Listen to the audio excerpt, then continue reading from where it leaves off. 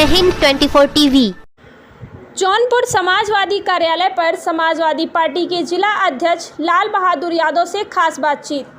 जब यहां पर उपस्थित लाल बहादुर यादव से बातचीत हुई तो उन्होंने बताया कि वर्तमान सरकार की चौमुखी विकास के कार्यों में कैसे फेल हुई है सरकार, और उन्होंने ये भी बताया कि 2022 के चुनाव में हम किस प्रकार से मैदान में उतरेंगे। इस मौके पर जिला अध्यक्ष लाल बहादुर यादव के साथ जिला उपाध्यक्ष श्रवण जायसवाल, जिला महामंत्री हिसामुद्दीन शाह, जिला प्रवक्ता राहुल त्रिपाठी, जिला सचिव शहनवाज खान शेख, निर्जन सभा प्रदेश सचिव आरबी यादव, आसाराम यादव, जिला महासचिव गुड्डू गौड़, युजन सभा जिला सचिव आसिफ शाह, कार्यालय प्रभारी असमद अली आदि लोग मौजूद रहे। देखिए वरिष्ठ पत्रकार कपिल देव सिंह की रिपोर्ट। सर, ये आगामी 2022 के चुनाव में आप क्या क्या अहम मुद्दे रख रहे हैं? 2022 के चुनाव में अहम मुद्दे हमारे पार्टी द्वारा किए गए कार्यों का है, जिसको आम आवाम के लिए हमारे इस समय के माननीय राष्ट्रीय अध्यक्ष जी और उस समय के तत्कालीन मुख्यमंत्री के रूप में जाति, धर्म और मजहब, दल और पार्टी से भी ऊपर उठ करके आम आवाम के लिए जो उन्होंने विकास कार्य किया था, उन्हीं मुद्दों को लेकर के 22 की तैयारी हुई। सर, ये नाम का क्या माजरा है? जौनपुर के नाम बदलने पर आपका क्या खंडन है? देखिए, इस सरकार के पास कुछ करने के लिए तो है नहीं। हम आप जौनपुर में बैठे हैं, ईमानदारी और सच्चाई गहराई से पता किया जाए तो जनपद का कोई व्यक्ति कुछ भी नहीं कर सकता कि जनपद जौनपुर में 4.5 पौने 5 साल की सरकार ने कोई भी ऐसा कार्य किया हो जिसको पब्लिक के बीच में जो जनहित में हो। तो जब कोई कार्य नहीं किए हैं तो जनता का ध्यान भटकाने के लिए जो वादा किया था उसको तो इन लोगों ने किया नहीं, भटकाने के लिए नाम बदलने की कार्यवाही की जा रही है। उदाहरण के तरीके से मेरी सरकार में बनवाया गया, उस समय के हमारे माननीय राष्ट्रीय अध्यक्ष जी मुख्यमंत्री के रूप में आए और मेडिकल कॉलेज बनाने के लिए उन्होंने सब कुछ प्लान कर दिया। सहयोग की बात है कि उसका उद्घाटन नहीं कर पाए, शिलान्यास तो हो गया लेकिन आज तक मेडिकल कॉलेज चल नहीं पाया।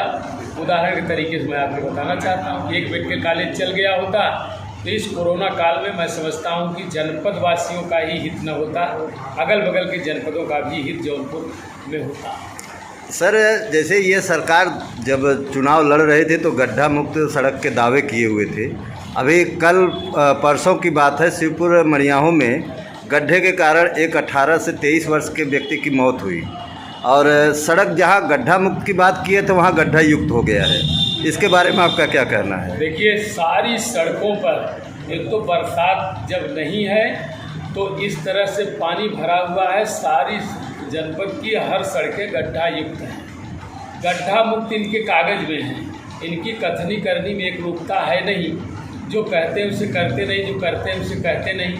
ऐसी दशा में जनता इनके कारनामों का शिकार हुई है और अपने को ठगी का शिकार महसूस कर रही। जल्दी से 22 का इंतजार कर रही है। सर, आप हमारे चैनल के माध्यम से जनता को कुछ संदेश देना चाहेंगे? हम तो यही कहना चाहेंगे कि देश को आज़ाद कराने के लिए जिन सपूतों ने अपने जान की बाजी लगा करके देश में आज़ादी दिलाया और माने देशवासियों को आज़ादी मिली, मैं समझता हूं कि आज़ादी दिलाने वालों की कुछ मंशा थी, कुछ सोच थी और उन्होंने सोचा था कि हम रहें चाहे न रहें, आज़ादी मिल जाएगी तो हमारा सर्वांगीण विकास हो जाएगा।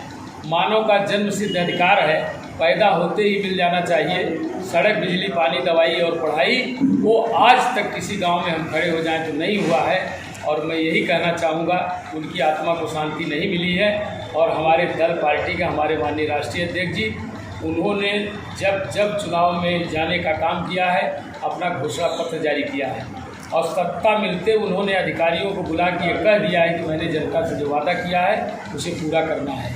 यही मैं आग्रह करूँगा, इस बार भी हमारे राष्ट्रीय अध्यक्ष जी उन्हीं सोच को लेकर के 22 में जा रहे हैं। हम जनमानस से अपेक्षा करेंगे कि उनका सहयोग साथ दे करके सरकार बनाने का काम करेगा। सर, जैसे इस समय यूपी की गवर्नमेंट, मुख्यमंत्री माननीय योगी आदित्यनाथ जी ने ये दावा किया है कि दलितों को हमने बहुत कुछ सरकारी योजनाओं का लाभ दिया है। जैसे कोरोना काल में हमने फ्री में अनाज दिया और उज्ज्वला योजना के तहत गैस कनेक्शन कराया, तमाम चीज़ें वो बता रहे हैं कि हम अपनी गिनतियों को गिना रहे हैं। आप इनके कार्यों के बारे में कुछ कहना चाहेंगे? देखिए, मैं ये कहना चाहूँगा कि वो उसी तरह से 2 किलो अनाज और 5 किलो अनाज दिए हैं कि अनाज का दाम 95 रुपया और झोले का दाम 200 रुपया, और जिस पर वो फ़ोटो लगा करके वो फ़ोटो पहुंचाने का काम किए हैं। आप बताइए, एक तरफ तो अनाज दिया जा रहा है और एक तरफ डाई यूरिया और इनकी बोरी में से 5 किलो गायब हो गया। 5 किलो आवाम से वसूल करके और इस तरह से गरीबों के नाम पर उस झोले को छपवा करके अगर दिया जा रहा है तो उसको हम क्या कहेंगे कि किसको ये दिया जा रहा है, किसको नहीं दिया जा रहा है। दूसरी बात है कि 300 की गैस, 400 की गैस आज 1000 में है, और मैं समझता हूँ कि सबके घरों में वो सिलेंडर पड़ा हुआ है, किसी को गैस से कोई लाभ नहीं मिलता है। जनता ने अपने मन में क्या विचार बना लिया है सर आपके साथ? जनता एक तरफ से मन बनाई है, जिसका जीता जागता उदाहरण पंचायत चुनाव था। पंचायत चुनाव में इनका सुपड़ा साफ हो गया, लेकिन अधिकारियों के माध्यम से जहां इनको काम करना था, अध्यक्षी का, चाहे वो क्षेत्र पंचायत का हो चाहे जिला पंचायत का हो, उसमें इन्होंने कारनामा करने का काम किया है।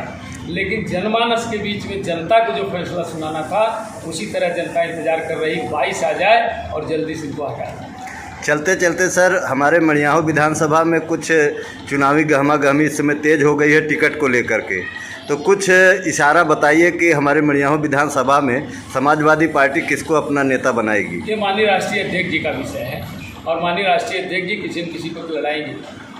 Thank you sir, thank you very much. Sir, आपसे एक सवाल है, बीच बीच में कुटिया खोलना, इसका क्या रहस्य है? नहीं, कुटिया खोलने का रहस्य नहीं, ये तो उनके अंदर की जिज्ञासा है।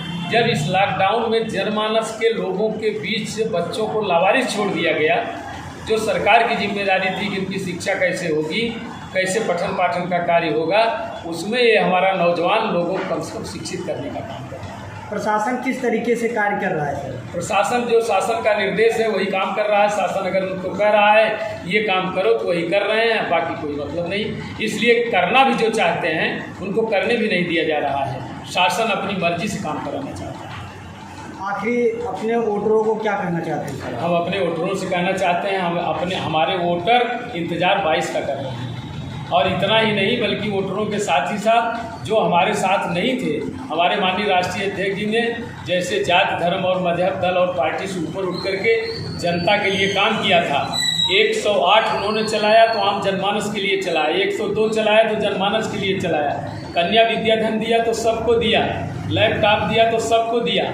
उसी तरह जनता इंतजार कर रही कि जब इनसे कुछ नहीं मिला, अपने को ठगी का शिकार महसूस करते हुए 22 का इंतजार कर रही है और समाजवादी पार्टी का वो विकल्प मांगे। कहीं कहीं सर समाजवादी के जो कार्यकर्ता हैं अपनी साइकिल पर, स्कूटर पर लिखवा के चल रहे हैं कि 10 लाख रोजगार मिलेगा, हमारी सरकार आएगी, इस पर क्या? ये हमारे माननीय राष्ट्रीय अध्यक्ष जी का कहना है कि हमारी सत्ता आएगी, हम निश्चित रूप से उस काम को करेंगे। जो कहते हैं उनकी कथनी करने में अंतर नहीं है। हम नहीं कहते, विरोधी कहते हैं। समाजवादी पार्टी के संरक्षक और राष्ट्रीय अध्यक्ष जो कहते हैं उसे करके दिखाने का काम है। धन्यवाद।